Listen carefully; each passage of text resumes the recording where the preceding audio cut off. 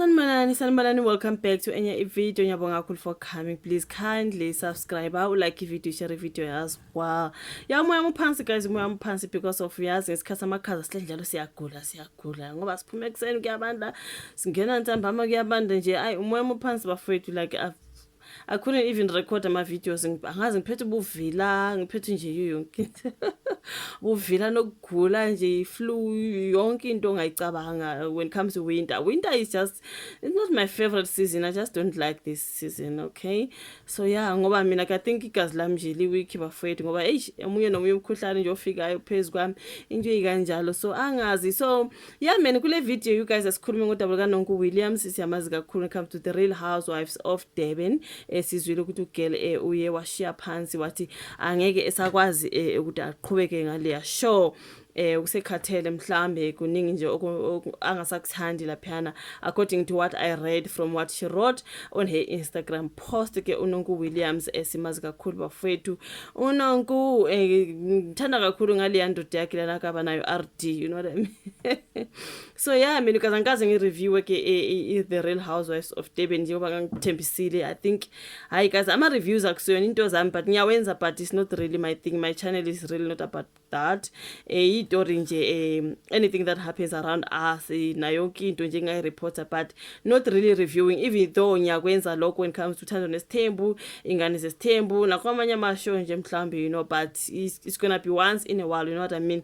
So yeah, udaba kaNonku Williams luya trenda ngoba ke kuthi ugere uthi ushiya phansi when it comes to e-road, ukhathele ufuna ukuphumula nje. Kuzoba khona i-reunion, angazi izoba khona nini, after a week or two, something like that. Ugere uvele washiya ngakafikwa nokufikwa lapha na ka reunion. So usomabhizinisi waseThekwini babhaleka so izibato zakhela igama kohlelo into yobesifazane ke abangomacaphuta kusale inebule bhalela abafethu abangomacaphuta. I need to read this very slowly. Abangomacaphuta, okay. Kusale The Real abengicela mhlawumbe abangomacaphuta kusale, but anyways babhale abangomacaphuta ngathi angizwa mina phela ngithi isiZulu siyangijampa anyways. But ke kuthiwa kuNonku Williams uthi usethathe isinqumo sokushiya ke kulelo hlelo, uthi abalandeli bakhe ngeke baze bambone ngisho eziqeshini ezimbili zokugcina kwiShowmax ngoba usefuna ke ukukhuleka emoyeni ngenxa ke yezinto zenzeka kuyo leyo show ke.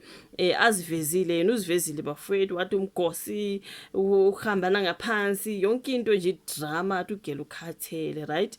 Yona into ayibhalela phana. So uye wamemezela ke lezi zindaba ekhasini lakhe la Instagram, wathi uma ngizibuka ku television kulolu hlelo ngibhekana nento eyenzeke ngempela bese ngihluleka ke ukuyamkela. So wesifazane ke so ke lona ke wesifazane engimbonayo akuyena umuntu engithi ngiyamazi futhi ngiyamhlonipha. Ngiyazi ukuthi ngibe ngomunye wabesifazane abadlale indima enkulu kakhulu kulolu hlelo, lube yilento efunakalayo futhi ke ngasiza la kudinga ukuthi ngisize khona ukuze lukhule.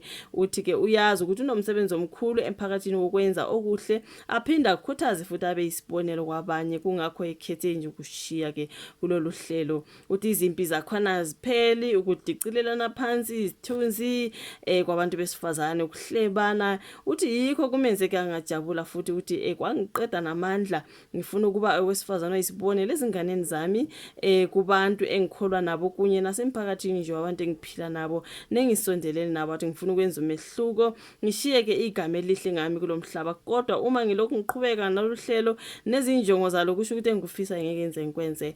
Wathi ngibonile ukuthi kukhona umsebenzi okumele ngiwenze mina wokuzicabangela futhi ngizivikele ezintweni ezingalimaza ngisho umqondo wami. Angikhethe ukuphila ke okujabulisayo. Ngugeli lo yebhala laphana ke njengoba eshiya i-reality show The Real Housewives. Uveza ukuthi ke uzosebenzisa udumo lwakhe ukukhuthaza ukuthi abantu bathandane babe nozwelo nokuhlalisana. Njengoba sengilivala leli khasi, ngithemba ukuthi udaba lwami luzoqashisa abanye lubakhuthaze futhi lubasize kunoma iziphi ke izimo zingabavikela. Ngudade uNonku njengoba ebhala istatement laphana ke esipostile ka Instagram echaza ukuthi yena ukhathele ukuhambana ngaphansi, ukudicilelana phansi isithunzi, ukuhlebana, you know, the drama ebakhona come to reality TV shows.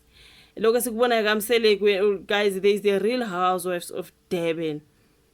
kukhona oSorisha, kwakukhona oLondi London, kwake kwakhona oMakhumalo Msele, kwake kwakhona oLasi. If you did watch The Real Housewives of Durban amanye amasizini adlula, so babe khona bonke labe mbaqambayo bafethu, kwake kwabakhona bathi ubani uyageli, mhlawumbe mangithola ithome zabo ngizifaka kuma screen if ngilibela amagama wabo bafethu. Ogeli nje laba nemali abayimeleyo, you know, oSorisha Naidu yazi ukuthi nje unkosikazi kasomabhizinisi, like, you know, Sorisha Naidu into ekanjalo bafethu. So kuba khona okuningi nje lapha ni drama, too much drama, angazi mina especially nje kuhlebana uyabona ukuthi hey iyahamba ishow kodwa kuningi okwenzeka. I do not know how they're coping though, but ke thina nje ababukeli suke sithanda nje yona leyo drama, bese siyahlala phansi sikhuluma ngayo le drama and all that. But bona ogeli kukhona abanye kusuke kubahlukumeze deep down ngaphakathi. Athi khumbula ngalesikhathi abolachonco nabo Makhumalo, kwakukhona nje udaba lokuthi ayi uMakhumalo manje ulachonco ngathi wazana noMayeni,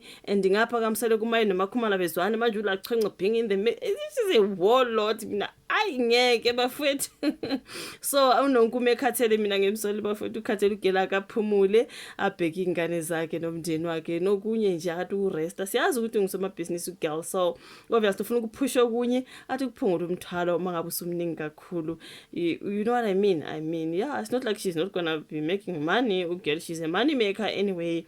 So yeah, angazi bafethu ishuvo la comment section ke bese siyabonana ke ku video elandelayo. Bye bye.